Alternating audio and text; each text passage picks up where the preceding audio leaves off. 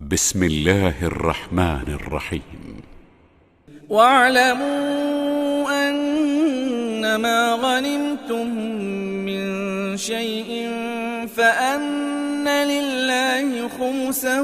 وللرسول ولذي القربى واليتامى والمساكين وابن السبيل إن كنتم آمنتم بالله وما أنزلنا على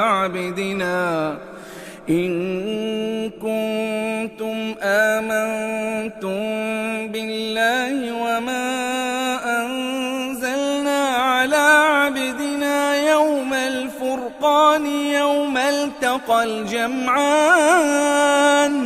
والله على كل شيء قدير. إذ أنتم بالعدوة الدنيا وهم بالعدوة القصوى والركب أسفل منكم ولو تواعدتم لاختلفتم في الميعاد ولكن ليقضي الله أمرا كان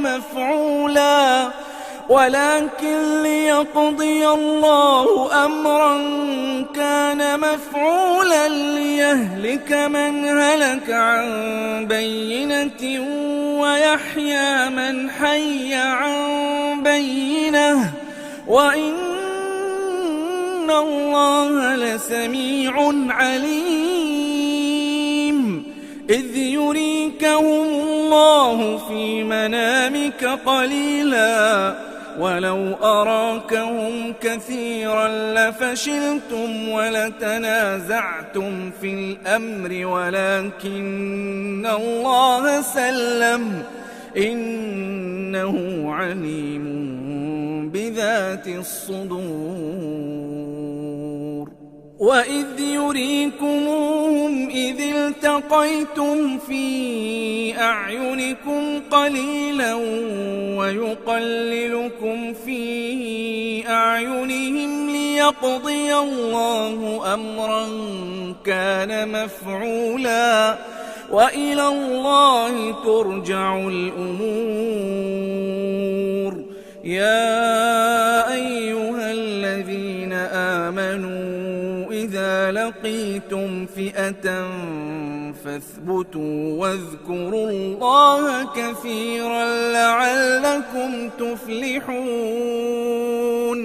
وأطيعوا الله ورسوله ولا تنازعوا فتفشلوا وتذهب ريحكم واصبروا إن الله مع الصابرين. ولا تكونوا كالذين خرجوا من ديارهم بطرا ورئاء الناس ويصدون عن سبيل الله والله بما يعملون محيط. وإذ زين لهم الشيطان أعمالهم وقال لا غالب لكم اليوم من الناس وإني جار لكم فلما تراءت الفئتان نكص على عقبيه وقال إني بريء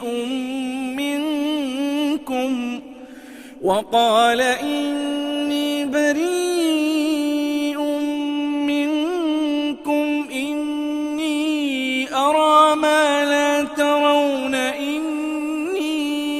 أخاف الله والله شديد العقاب.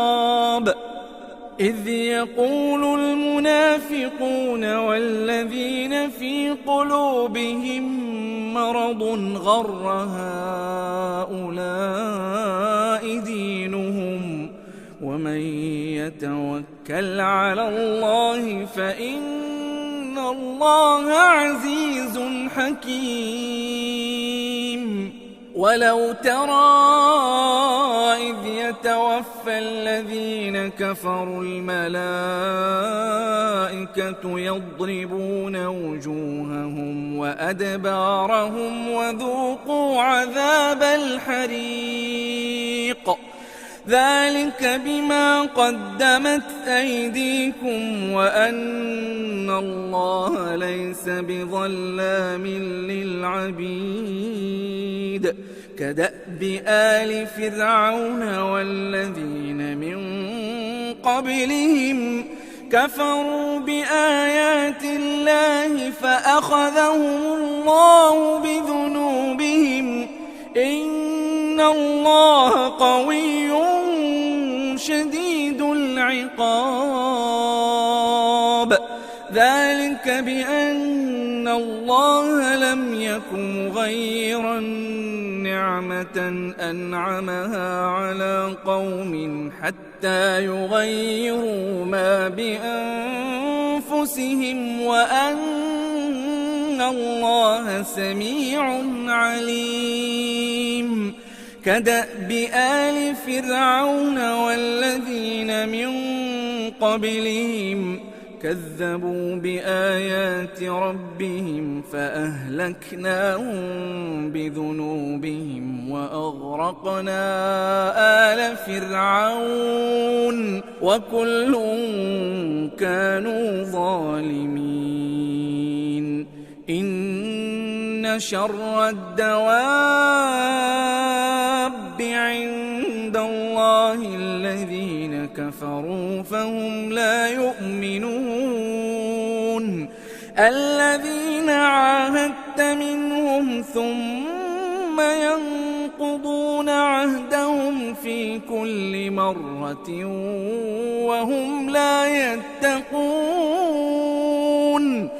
فإما تثقفنهم في الحرب فشرد بهم من خلفهم لعلهم يذكرون وإما تخافن من قوم خيانة فانبذ إليهم على سواء إن الله لا يحب الخائنين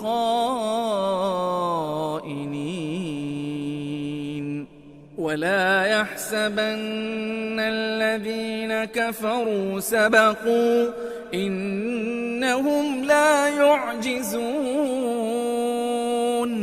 وأعدوا لهم ما استطعتم من قوة ومن رباط الخيل ترهبون به عدو الله وعدوكم وآخرين من دونهم لا تعلمونهم الله يعلمهم وما تنفقوا من شيء في سبيل الله يوفى إليكم وأنتم لا تظلمون وإن جنحوا للسلم فاجنح لها وتوكل على الله إنه هو السميع العليم وإن يريدوا أن يخدعوك فإن حسبك الله هو الذي أيدك بنصره وبالمؤمنين وألف بين قلوبهم لو أنفقت ما في الأرض جميعا ما ألفت بين قلوبهم ولكن الله ألف بينهم إنه عزيز حكيم يا أيها النبي حسبك الله ومن اتبعك من المؤمنين يا أيها النبي حرض المؤمنين على على القتال إن يكن منكم 20 صابرون يغلبوا 200 وإن يكن منكم 100 يغلبوا 1000 من الذين كفروا بأنهم قوم لا يفقهون الآن خفف الله عنكم وعلم أن فيكم ضعفا فإن يكن منكم 100 صابرة يغلبوا 200 وإن يكن منكم 1000 يغلبوا 2000 بإذن الله والله مع الصابرين ما كان لنبي أن يكون له أسرى حتى يثخن في الأرض تريدون عرض الدنيا والله يريد الآخرة والله عزيز حكيم لولا كتاب من الله سبق لمسكم فيما أخذتم عذاب عظيم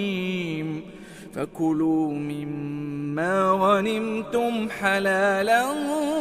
طيبا واتقوا الله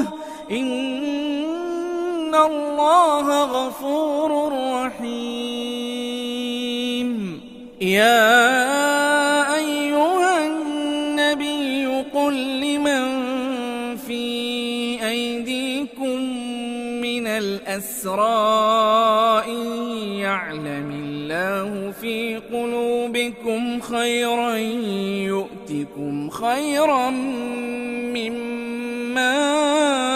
أخذ منكم ويغفر لكم والله غفور رحيم وإن يريدوا خيانتك فقد خانوا الله من قبل فأمكن منهم والله عليم حكيم إن الذين آمنوا وهاجروا وجاهدوا بأموالهم وأنفسهم في سبيل الله والذين آووا ونصروا أولئك بعضهم أولياء بعض والذين آمنوا ولم يهاجروا ما لكم من ولايتهم من شيء حتى يهاجروا وإن استنصروكم في الدين فعليكم النصر إلا على قوم بينكم وبينهم ميثاق والله بما تعملون بصير والذين كفروا بعضهم أولياء بعض إلا تفعلوه تكن فتنة في الأرض وفساد كبير والذين آمنوا وهاجروا وجاهدوا في سبيل الله والذين آووا ونصروا أولئك هم المؤمنون حقا لهم مغفرة ورزق كريم والذين آمنوا من بعد وهاجروا وجاهدوا معكم فأولئك منكم وأولو الأرحام بعضهم أولى ببعض في كتاب الله إن الله بكل شيء عليم.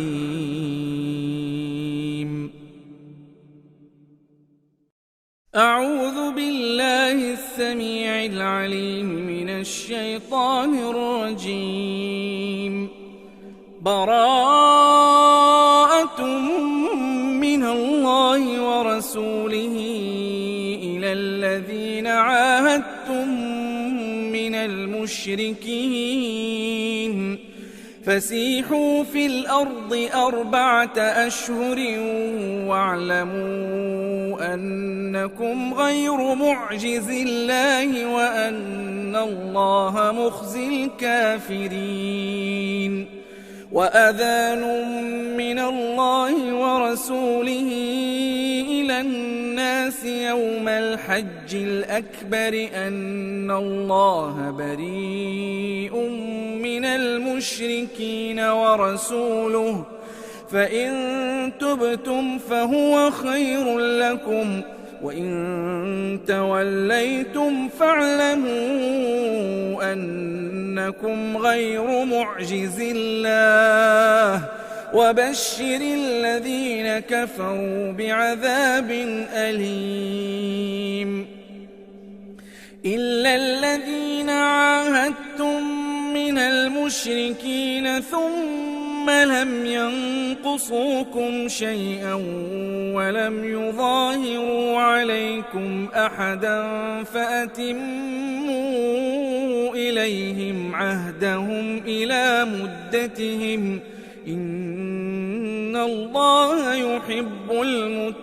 المتقين.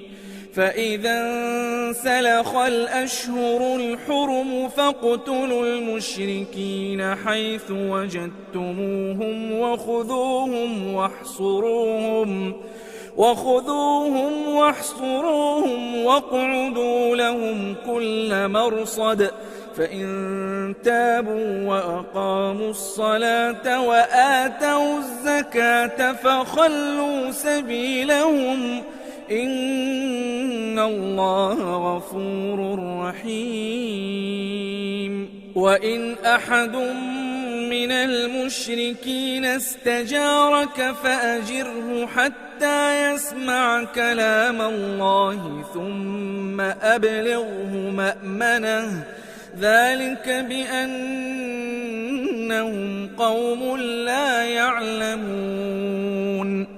كيف يكون للمشركين عهد عند الله وعند رسوله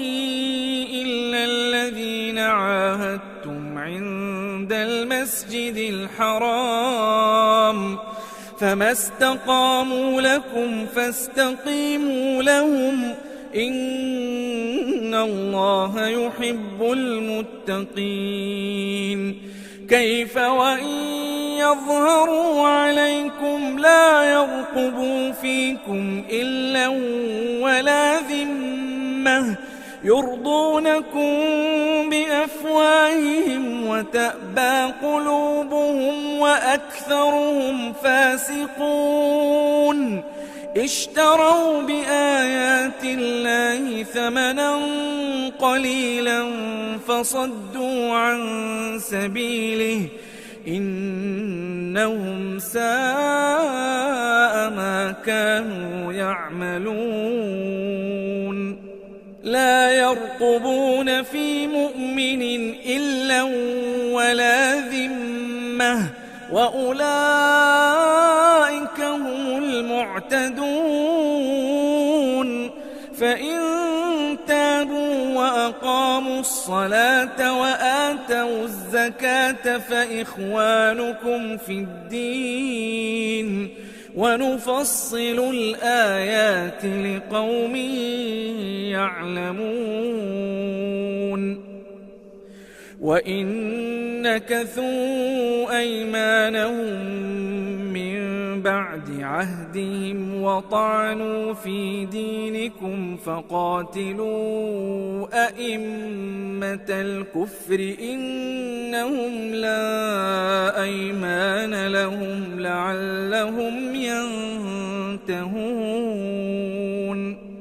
ألا تقاتلون قوما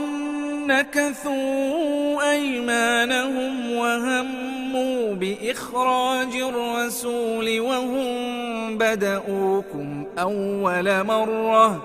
أتخشونهم فالله أحق أن تخشوه إن كنتم مؤمنين قاتلوهم يعذبهم الله بأيديكم ويخزهم وينصركم عليهم ويشف صدور قوم مؤمنين ويذهب غيظ قلوبهم ويتوب الله على من يشاء والله عليم حكيم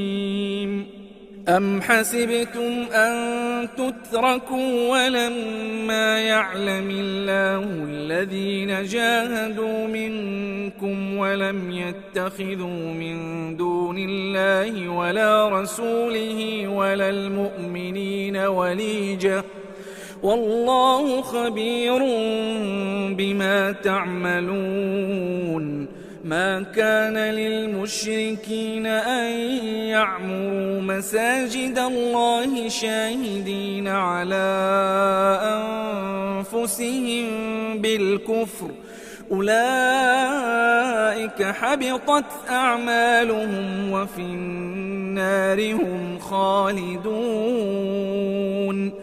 إنما يعمر مساجد الله من آمن بالله واليوم الآخر وأقام الصلاة وآتى الزكاة ولم يخش إلا الله فعسى أولئك أن يكونوا من المهتدين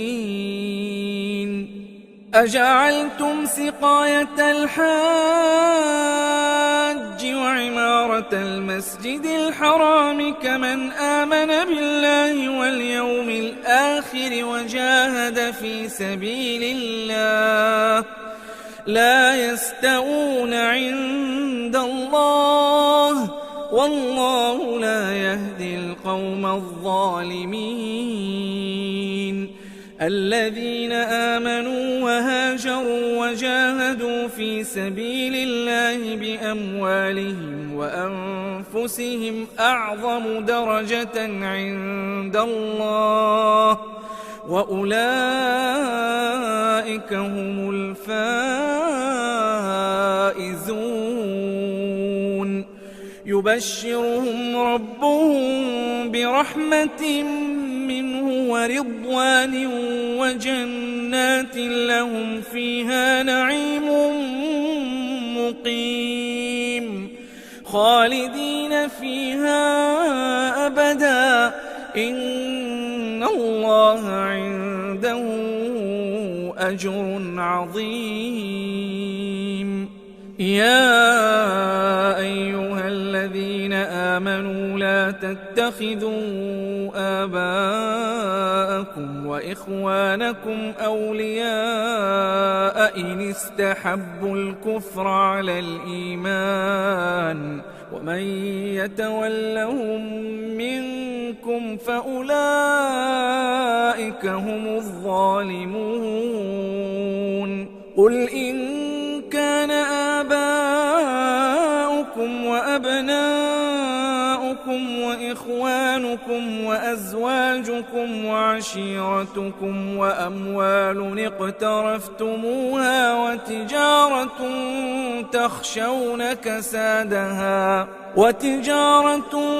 تخشون كسادها ومساكن ترضونها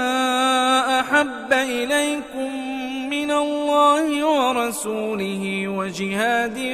في سبيله فتربصوا حتى يأتي الله بأمره والله لا يهدي القوم الفاسقين لقد نصركم الله في مواطن كثيرة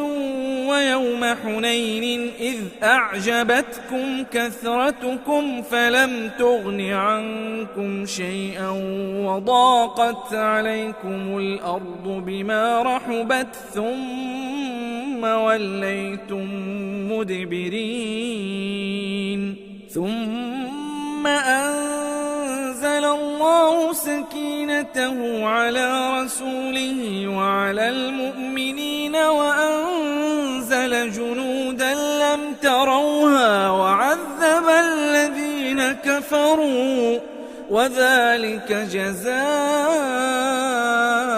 الكافرين ثم يتوب الله من بعد ذلك على من يشاء والله غفور رحيم يا أيها الذين آمنوا إنما المشركون نجس فلا يقربوا المسجد الحرام بعد عامهم هذا وإن خفتم عيلة فسوف يغنيكم الله من فضله إن شاء إن الله عليم حكيم قاتلوا الذين لا يؤمنون بالله ولا باليوم الآخر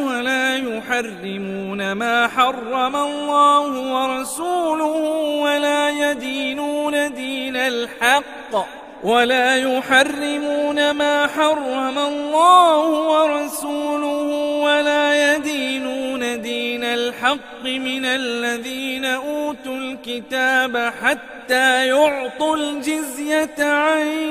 يد وهم صاغرون وقالت اليهود عزير ابن الله وقالت النصارى المسيح ابن الله ذلك قولهم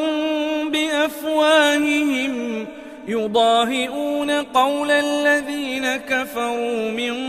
قبل قاتلهم الله أنى يؤفكون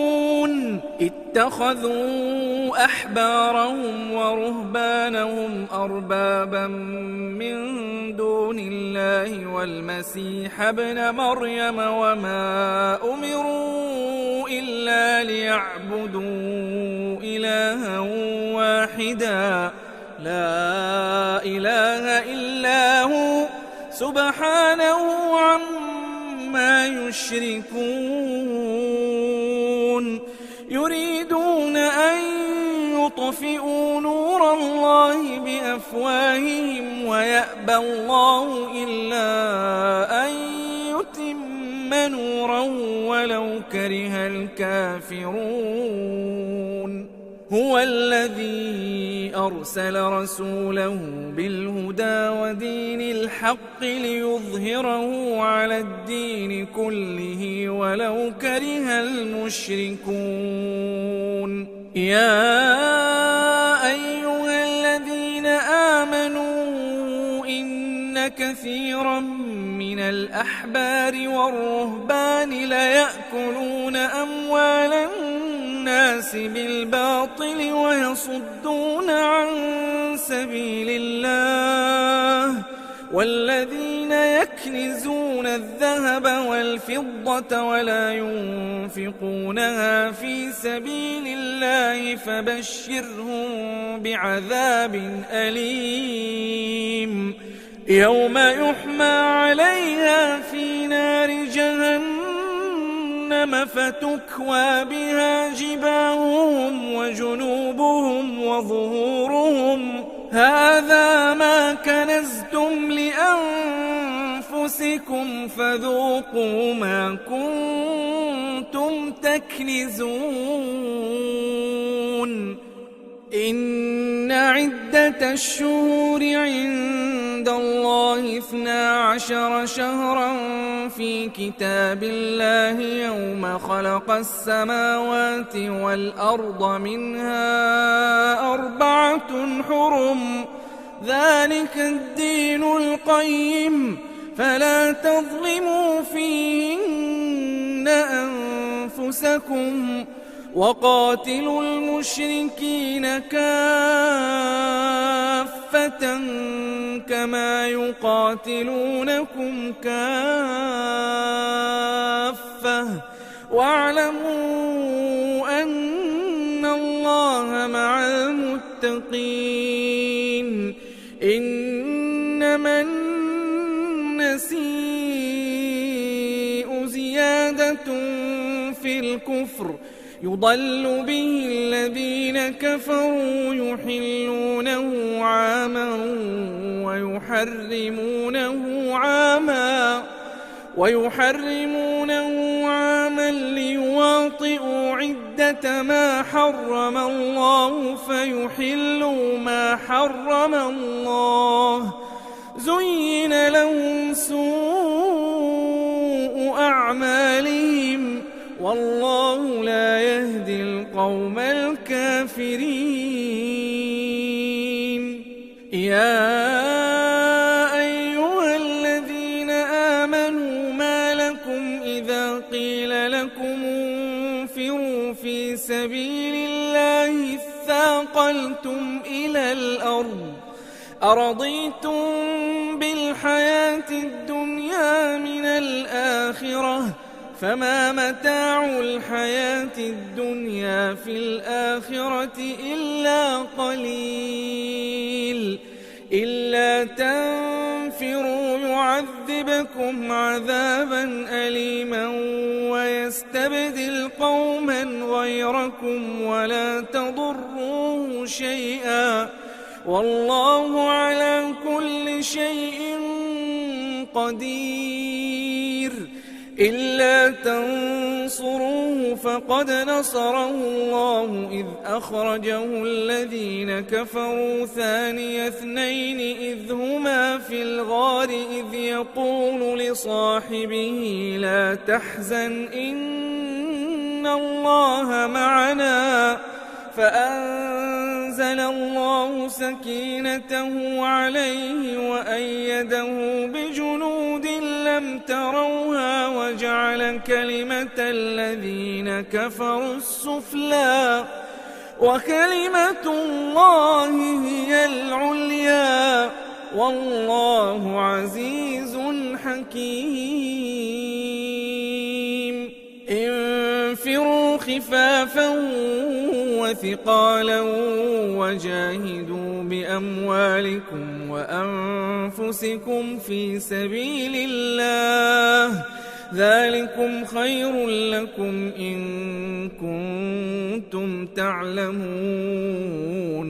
لو كان عرضا قريبا وسفرا قاصدا لاتبعوك ولكن بعدت عليهم الشقة وسيحلفون بالله لو استطعنا لخرجنا معكم يهلكون أنفسهم والله يعلم إنهم لكاذبون عفى الله عنك لم أذنت لهم حتى يتبين لك الذين صدقوا وتعلم الكاذبين لا يستأذنك الذين يؤمنون بالله واليوم الآخر أن يجاهدوا بأموالهم وأنفسهم والله عليم بالمتقين إنما يستأذنك الذين لا يؤمنون بالله واليوم الآخر وارتابت قلوبهم فهم في ريبهم يترددون ولو أرادوا الخروج لأعدوا له عدة ولكن كره الله بعاثهم فثبطهم وقيل اقعدوا مع القاعدين لو خرجوا فيكم ما زادوكم إلا خبالا ولأوضعوا خلالكم يبغونكم الفتنة وفيكم سماعون لهم والله عليم بالظالمين لقد ابتغوا الفتنة من قبل وقلبوا لك الأمور حتى جاء الحق وظهر أمر الله وهم كارهون ومنهم من يقول ائذن لي ولا تفتني ألا في الفتنة سقطوا وإن جهنم لمحيطة بالكافرين إن تصبك حسنة تسؤهم وإن تصبك مصيبة يقولوا قد أخذنا أمرنا من قبل ويتولوا وهم فرحون قل لن يصيبنا إلا ما كتب الله لنا هو مولانا وعلى الله فليتوكل المؤمنون قل هل تربصون بنا إلا إحدى الحسنيين ونحن نتربص بكم أن يصيبكم الله بعذاب من عنده أو بأيدينا فتربصوا إنا معكم متربصون قل أنفقوا طوعا أو كرها لن يتقبل منكم إنكم كنتم قوما فاسقين وما منعهم أن تقبل منهم نفقاتهم إلا أنهم كفروا بالله وبرسوله ولا يأتون الصلاة إلا وهم كسالى ولا ينفقون إلا وهم كارهون فلا تعجبك أموالهم ولا أولادهم إنما يريد الله ليعذبهم بها في الحياة الدنيا وتزهق أنفسهم وهم كافرون ويحلفون بالله إنهم لمنكم وما هم منكم ولكنهم قوم يفرقون لو يجدون ملجأ أو مغارات أو مدخلا لولوا إليه وهم يجمحون ومنهم من يلمزك في الصدقات فإن أعطوا منها رضوا وإن لم يعطوا منها إذا هم يسخطون ولو أنهم رضوا ما آتاهم الله ورسوله وقالوا حسبنا الله سيؤتينا الله من فضله ورسوله إنا إلى الله راغبون إنما الصدقات للفقراء والمساكين والعاملين عليها والمؤلفة قلوبهم وفي الرقاب والغارمين وفي سبيل الله وابن السبيل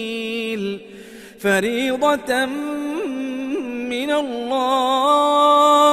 والله عليم حكيم ومنهم الذين يؤذون النبي ويقولون هو أذن قل أذن خير لكم يؤمن بالله ويؤمن للمؤمنين ورحمة للذين آمنوا منكم والذين يؤذون رسول الله لهم عذاب أليم يحلفون بالله لكم ليرضوكم والله ورسوله أحق أن يرضوه إن كانوا مؤمنين ألم يعلموا أنه من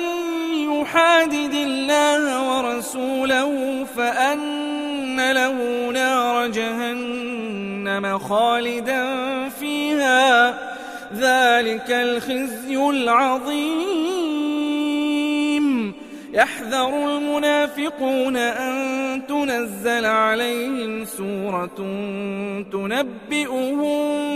بما في قلوبهم قل استهزئوا إن الله مخرج ما تحذرون ولئن سألتهم ليقولن إنما كنا نخوض ونلعب قل أبالله وآياته ورسوله كنتم تستهزئون لا تعتذروا قد كفرتم بعد إيمانكم إن نعف عن طائفة منكم نعذب طائفة بأنهم كانوا مجرمين المنافقون والمنافقات بعضهم من بعض يأمرون بالمنكر وينهون عن المعروف ويقبضون أيديهم نسوا الله فنسيهم إن المنافقين هم الفاسقون وعد الله المنافقين والمنافقات والكفار نار جهنم خالدين فيها هي حسبهم ولعنهم الله ولهم عذاب مقيم كالذين من قبلكم كانوا أشد منكم قوة وأكثر أموالا وأولادا فاستمتعوا بخلاقهم فاستمتعتم بخلاقكم كما استمتع الذين من قبلكم بخلاقهم وخضتم كالذي خاضوا أولئك حبطت أعمالهم في الدنيا والآخرة وأولئك هم الخاسرون ألم يأتهم نبأ الذين من قبلهم قوم نوح وعاد وثمود وقوم إبراهيم وأصحاب مدين والمؤتفكات أتتهم رسلهم بالبينات فما كان الله ليظلمهم ولكن كانوا أنفسهم يظلمون والمؤمنون والمؤمنات بعضهم أولياء بعض يأمرون بالمعروف وينهون عن المنكر ويقيمون الصلاة ويؤتون الزكاة ويطيعون الله ورسوله أولئك سيرحمهم الله إن الله عزيز حكيم وعد الله المؤمنين والمؤمنات جنات تجري من تحتها الأنهار خالدين فيها ومساكن طيبة في جنات عدن ورضوان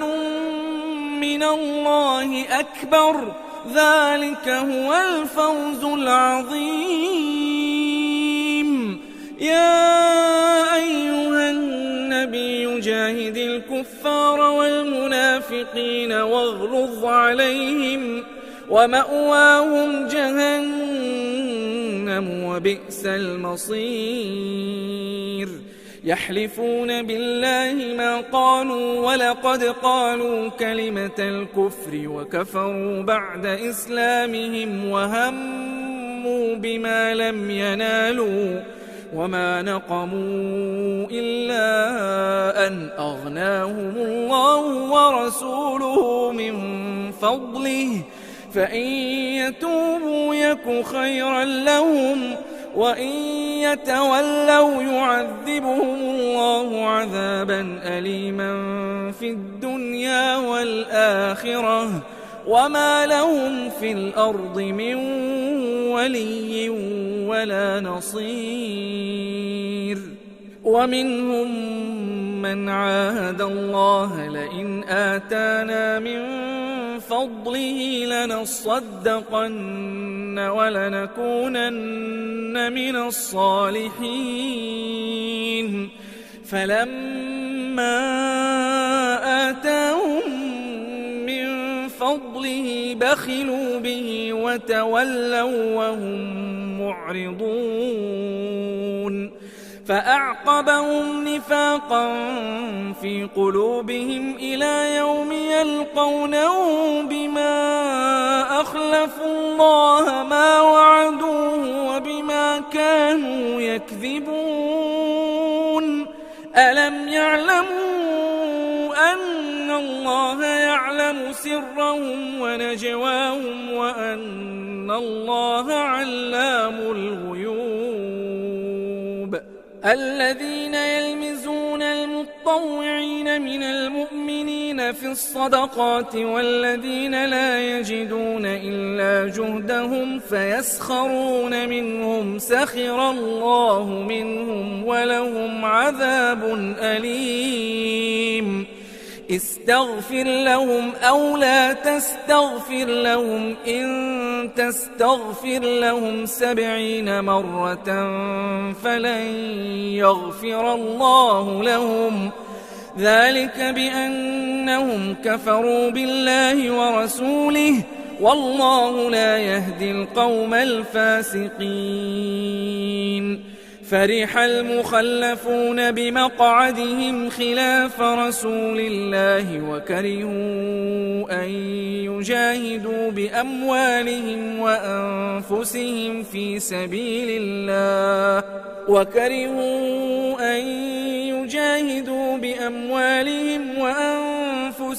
في سبيل الله وقالوا لا تنفروا في الحر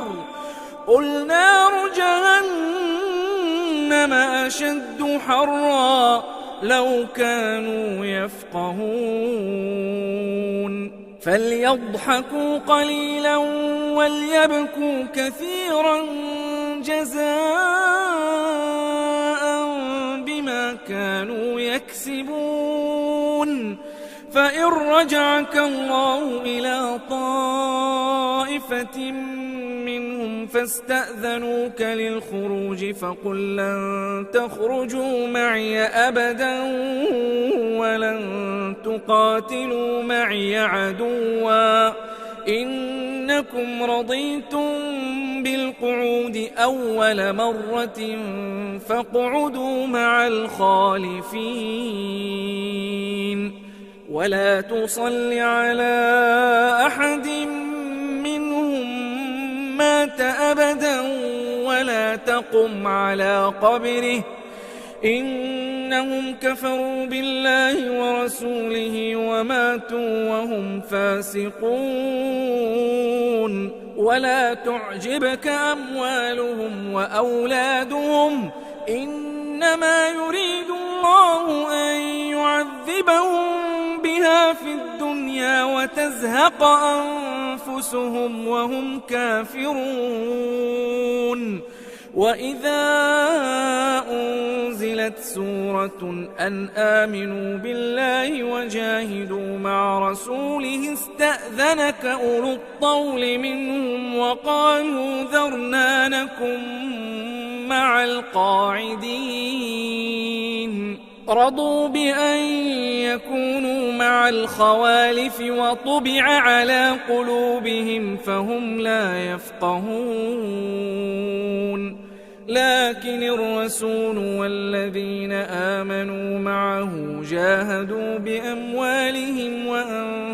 وأنفسهم وأولئك لهم الخيرات وأولئك هم المفلحون أعد الله لهم جنات تجري من تحتها الأنهار خالدين فيها ذلك الفوز العظيم وجاء المعذرون من الأعراب ليؤذن لهم وقعد الذين كذبوا الله ورسوله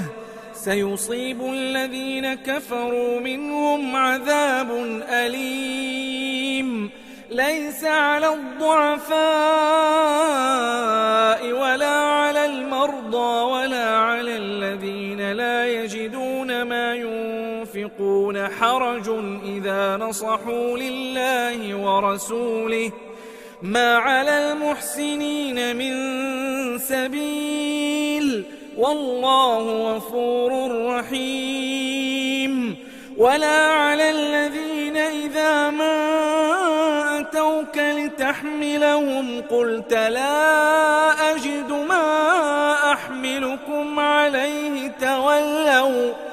تولوا وأعينهم تفيض من الدمع حزنا ألا يجدوا ما ينفقون